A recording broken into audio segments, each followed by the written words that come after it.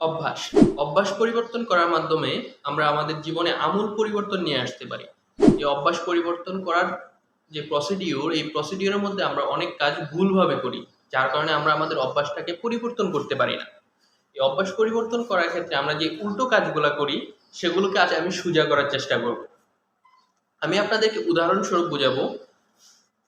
আমরা প্রথমত অভ্যাস পরিবর্তনকে অনেক কথায় অনেক জায়গায় শুনি, সেগুলোকে আমি বলছি না, সেগুলো বাদ দিন। সেগুলোকে আমরা কীভাবে সঠিকভাবে করবো সেটি আজকে বলবো। ধরুন, আপনি একটি অভ্যাস ছাড়তে চান, যেমন ফেসবুক ইউজ। আপনি অনেক বেশি ফেসবুক ইউজ করেন, সেটি ছাড়তে চান। আপনি দৃঢ় মনোবল নিলেন আপনি ফেসবুক ইউজ আর করবেন না।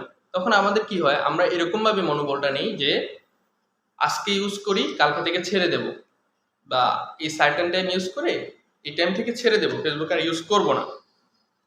এটাই উল্টো কাজ। এই কাজটা যদি আমরা সঠিকভাবে করতে যাই, তাহলে এটা হওয়া উচিত এরকম যে এখন ইউজ করব না, তারপর দেখা যাবে। এরপর আপনার আবার যদি মনোবল সঠিক থাকে, আবার আপনি বলবেন এখন আর ইউজ করব না, পরে দেখা যাবে। এভাবেই আমরা আমাদের অভ্যাস পরিবর্তন করতে পারি। তবে আমরা যে প্রসিডিউরটা নর্মালি ফলো করি, সেটা কিন্তু আমাদের অভ্যাস পরিবর্তন করতে কোনো রকম সাহায্য করে না, বরং অভ্যাসটাকে আমাদের ভিতর দৃঢ়ভাবে ঢুকিয়ে দেয়। আবার আমরা যদি আবার বলি, আমাদের ব্রেনকে বলে আমরা আর কখনোই ফেসবুক ইউজ করব না, তাহলে আমাদের ব্রেনও সেটা মেনে নিতে পারে না। হঠাৎ করে কোনো অভ্যাস পরিবর্তন করা যায় না, আস্তে আস্তে অভ্যাসটা পরিবর্তন করতে হয়। তেমনই একটি অভ্যাস ধরার ক্ষেত্রে আমরা উল্টো কাজ করি। যেমন সকালবেলা ঘুম থেকে ওঠার যে অভ্যাস, এটি যদি করতে চাই, আমরা কি করি, আমরা অ্যালার্ম ক্লকটা বন্ধ করে বলি যে না হয় কালকে থেকে সকালবেলা ঘুম থেকে উঠবো, আজকে সকালবেলায় ঘুমটা এনজয় করি। তবে আমরা এটা করে অভ্যাসটাকে পরিবর্তন করতে পারি না। আমরা কি এই সময় করা উচিত না, আজকে সকালবেলা ঘুম থেকে উঠি, কালকে না হয় সকালবেলা ঘুমটা এনজয় করবো।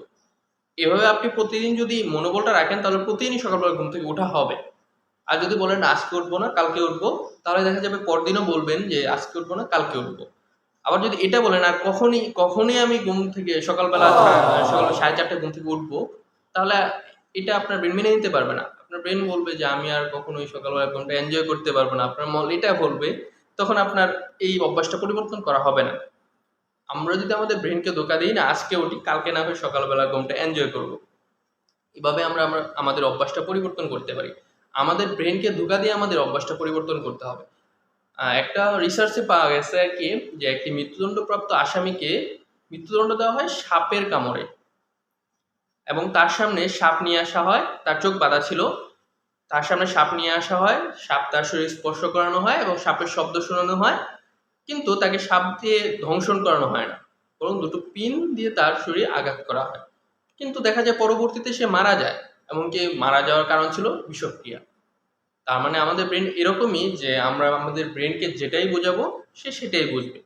আর অভ্যাস পরিবর্তন অবশ্যই এত সোজা কাজ না, এত সহজ কাজ না যে আমরা আমাদের ব্রেনকে বলবো আর করে ফেলবো। অবশ্যই আমাদের কোনো না কোনো টেকনিক ইউজ করতে হবে। এই টেকনিকটা হতে পারে আমরা আমাদের ব্রেনকে বলি আজকে না হয় করলাম, কালকে থেকে আজকে এখন এই কাজটা করব, এই অভ্যাসটা করব, কালকে পরে দেখা যাবে, বা আজকে সকাল থেকে উঠবো, পরদিন আমি জানি না, পরদিন গম এনজয় করবো, এখন ফেসবুক ইউজ করব না, পরে করলে করতে পারি। তাতে আপনার ব্রেন কিন্তু ওই রকম হিট হবে না যেরকম আর জীবনেও করব না, এরকম হিট হবে না। আর আপনি আস্তে আস্তে অভ্যাসটা পরিবর্তন করতে পারবেন। ধন্যবাদ।